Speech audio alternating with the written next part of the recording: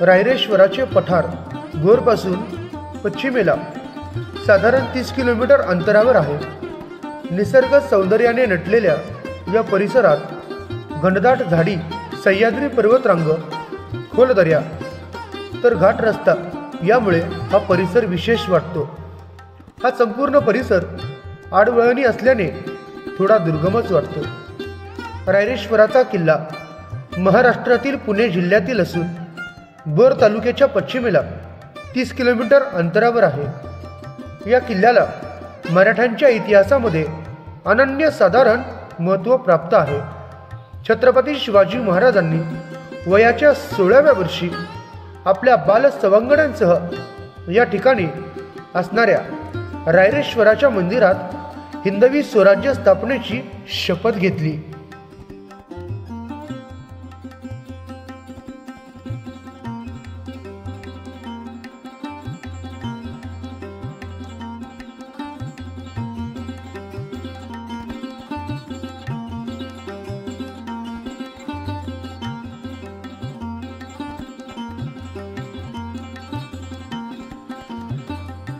पायथ्यापासून गडावर जाण्यासाठी पायऱ्या आहेत. पायऱ्या चढून गेल्यावर उभ्या कड्यापाशी येऊन पोचतो. हा कडा चढण्यासाठी लोखंडी शिडी व रेलिंग बसवले आहेत. शिडीच्या वाट्याने गडावर माथ्यावर पोहोचताच समोर आपल्याला रायरेश्वराचे अवाढव्य आकाराचे पठार नजरेस पडते. पठाराचा विस्तार 16 किलोमीटर एवढा प्रचंड पसरला असून या पठारावर पांडवकालीन रायरेश्वराचे मंदिर पाहायला मिळते. या किल्ल्याची समुद्र सपाटीपासूनची उंची 1337 मीटर इतकी आहे. गडावर पवित्र रायरेश्वर मंदिर, पांडव लेणी, गोमुख तळे व जिवंत झरा असून वर्षाचे 12 महिने या ठिकाणी शुद्ध पाणी असते. मंदिराच्या बाजूला उंच टेकडी असून या टेकडीवरून भोवतालचा संपूर्ण परिसर अतिशय मनमोहक दिसतो. आकाश स्वच्छ असेल तर या टेकडीवरून किल्ले प्रतापगड, केंजळगड, कमळगड, विचित्रगड, मकरंदगड तसेच तुंग व तिकोना हे किल्ले सहज दिसतात. या गडाचे आणखी एक वैशिष्ट्य म्हणजे एकाच ठिकाणी 7 ते 8 विविध रंगांची माती पाहायला मिळते. त्यामध्ये निळी, हिरवी, लाल, तांबडी, पिवळी, काळी, जांभळी आणि निळसर रंगाची माती आढळते. रायरीच्या पठाराचे आणखी एक वैशिष्ट्य म्हणजे पावसाळ्यात या ठिकाणी वाहणारा रिव्हर्स वॉटरफॉल. पावसाची पाणी पठारावरून खाली न पडता हवेच्या दाबामुळे ते उलट्या दिशेने वाहते. याचबरोबर reverse wise point, sunset point, शिवकालीन तळे अशी अनेक पाहण्यासारखी पॉईंट आहेत.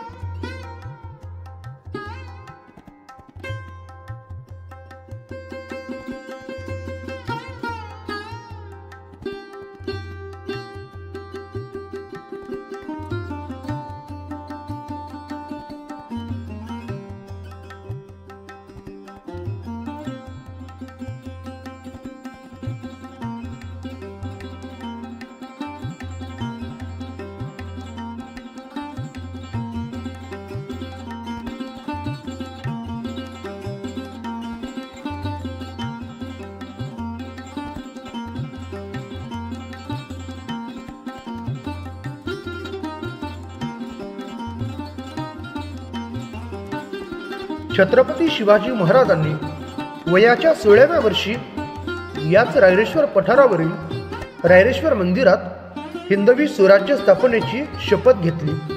रयतेला परकीय आक्रमकांपासून गुलामगिरीपासून मुक्तता मिळवून दिली.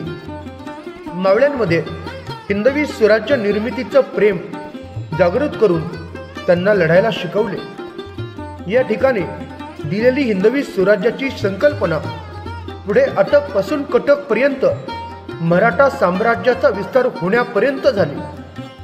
रायरेश्वराच्या मंदिरात छत्रपती शिवाजी महाराजांसोबत कान्होजी जेदे, बाजी पासलकर, तानाजी मालुसरे, सूर्याजी मालुसरे, येसाजी कंक, सूर्याजी काकडे, बापूजी मुगदल, नरसप्रभू गुप्ते, मोरपंत डबीर हे 12 मावळातील सवंगडी यावेळी उपस्थित होते. या शपथेनंतर मुठभर मावळ्यांनी दिल्ली व विजापूर या राजसत्तांना पाणी पाजले. त्याचबरोबर सिद्धी, इंग्रज, पोर्तुगीज त्यांच्या विरुद्ध मोहीम उघडून त्यांचा बंदोबस्त केला. यामुळेच मराठा साम्राज्य रायरेश्वरचा किल्ला व त्यावरील रायरेश्वर मंदिराला अनन्यसाधारण महत्त्व प्राप्त झाले आहे.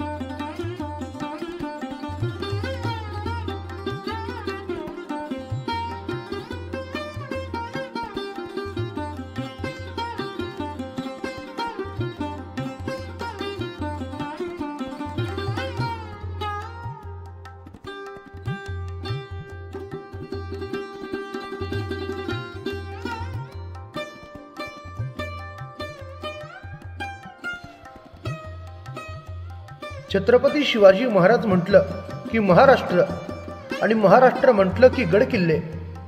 बाप जसा आपल्या मुलांच्या पाठीशी खंबीर उभा असतो तसेच या गडकिल्ल्यांच्या पाठीशी सह्याद्री उभा आहे.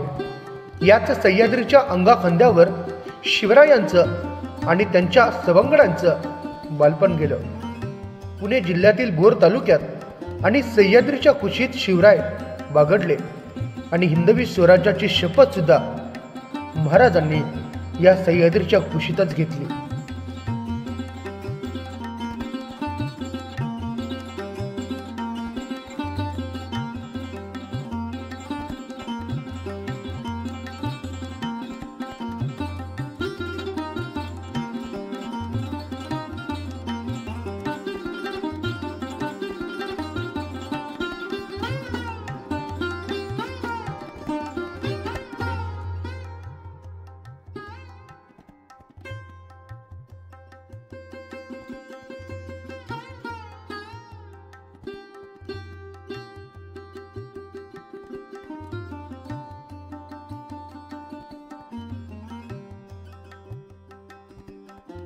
दादाजी, इथून पुढे तुमच्या या कार्याला खूप खूप शुभेच्छा. महाराज नक्की तुमच्या पाठीशी आहे. तुम्ही 15 मिनिटं हा किल्ला चढला, मला आश्चर्य वाटलं. काही वाटलं नाही. वरती येईपर्यंत दमछाक झाली. तुम्ही एवढ्या 78 वयात सुद्धा 15 मिनिटात किल्ला चढला. मला अभिमान वाटतो तुमचा. म्हणजे अजून एक सांगायचं की महाराजांच्या नावाची ऊर्जा आहे. म्हणजे मेलेल्या माणसाला सुद्धा जिवंत होण्याची ताकद छत्रपतींच्या नावात आहे, असं आपण काय म्हणायला हरकत नाही. धन्यवाद.